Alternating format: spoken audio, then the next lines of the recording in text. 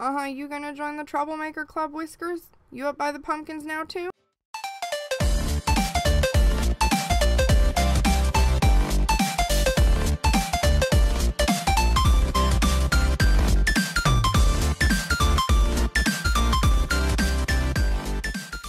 Hi guys, it's Crystal, and today we're going to do some super cute, super easy reverse stamped candy corn nails. I love them. To start off, I'm using Ready for Takeoff Peel Off Base Coat from UNT. Sometimes I use this when I do stamping or something else that doesn't involve vinyls, especially because they pull things up. Because I'm going to take it off the next day and usually swatch or go to work, and at work I wear basic colors generally, so that's why. Next, I'm going with Stayin Alive from Girly Bits Cosmetics. This is a gorgeous purple scattered holographic. I actually did not get this when it released. I got this at PolishCon. And I got it pretty much because my daughter had gotten the pink, and I figured, I'll get the purple. And I kind of am in love with it. This is one of my first Girly Bits polishes. I actually have a couple others from the last PolishCon, but I haven't used them much. But the formula on this is amazing. I expected this to go on and need 3 or 4 coats, kind of like the ILMP Summer Jellies. But this literally took 2 coats, was completely opaque, has a gorgeous scatter of holo. I think I need the rest of this collection, guys. I really do. And now I think I have a new brand to fall in love with. This keeps happening. I'm going to have so much nail polish. You know, because it's not like I don't have so much already. This is such a beautiful base though. I tried a pink base and a blue base and I didn't like them. Once you've got your base down, I'm using Lace Liquid Latex from Twinkled to protect my cuticles. I just did this pretty much because I knew some of the stamping would go over the edges and I really didn't want to clean it up with acetone. That's mainly the reason I use liquid lace all the time, because I just don't want acetone on my skin. For the stamping, we're using the Creepin Real plate from What's Up Nails, specifically the candy corns. And I'm using my extra large pink stamper from Twinkled. I'm not sure if that's the name they actually have for it yet. They literally just sent this to me and this is my first time using it, so they might be calling it something else. And my Vibin stamping polish from Twinkled. It's my favorite black stamping polish. It's super opaque, it's wonderful, and it especially gets in those tiny lines. I actually thought that this was going to be a difficult design to pick up and color in, but it wasn't as bad as I'd originally thought. I'm going to be completely honest. I thought it would be really horrible and time consuming, but it wasn't. Once I pulled up the design, I am actually taking just a piece of Scotch tape and pulling off any incomplete candy corns or any of them that I know aren't big enough to make it on my nail, because my nails aren't that wide and I don't want to waste a lot of polish coloring these in, or miss one of them and risk having like black lines on the nails where they should be colored in. So I'm just using a life hack here. Take off anything you know is not going to stick. For the candy corn colors, I'm using Lemonade Lust from Painted Polish. This is a gorgeous yellow holo. I just got this too.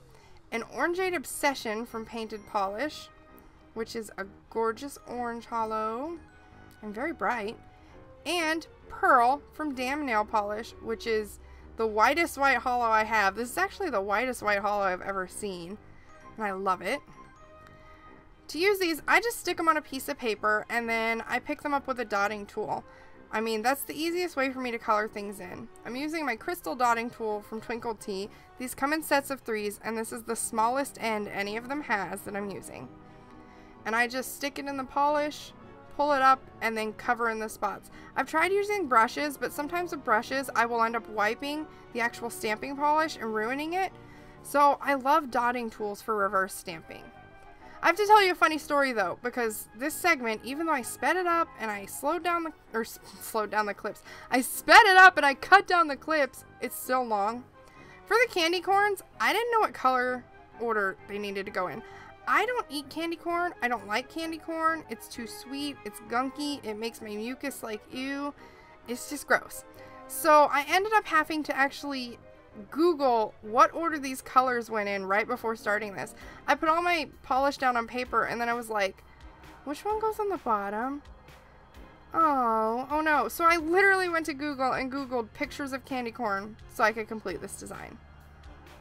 That's a fail, but that's me. I always flip my design over to make sure there's no spaces and it's opaque and all beautiful. And then to adhere it to the nail, I'm using my top coat from Glisten and Glow. I'm going to apply it to a makeup sponge. Not any special sponge, just the corner of a makeup sponge. I don't put it all over the sponge. I literally just stick it on a corner and then I dab it down on the nail. And you don't have to go really heavy with this. You don't need a thick gloopy layer. This is literally just to give you a tacky layer so that it will pull the images off the stamper and onto the nail.